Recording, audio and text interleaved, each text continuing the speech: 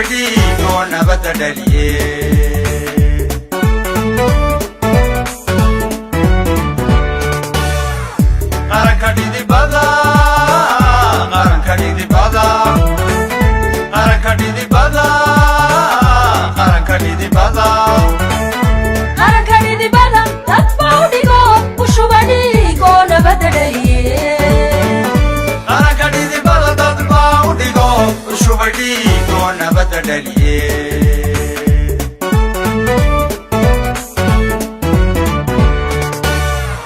ميان بيران كل بعالمكو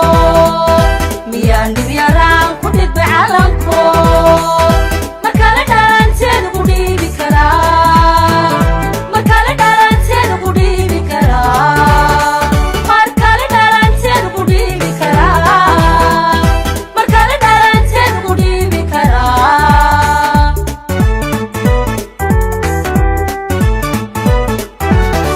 ملكنا برشوي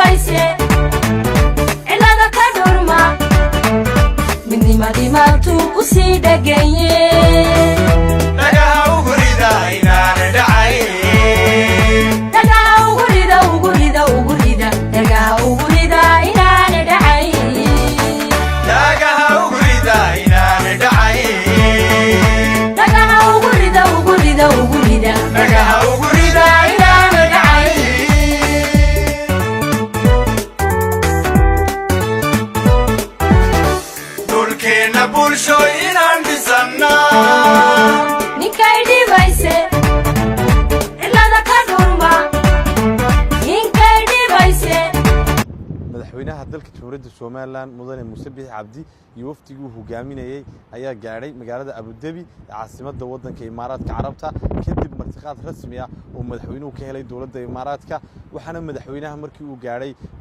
magaalada Abu Dhabi si meeqaam sare ugu qaabilay madaarka mas'uuliyiin ka socda dawladda imaaraatka carabta madaxweynaha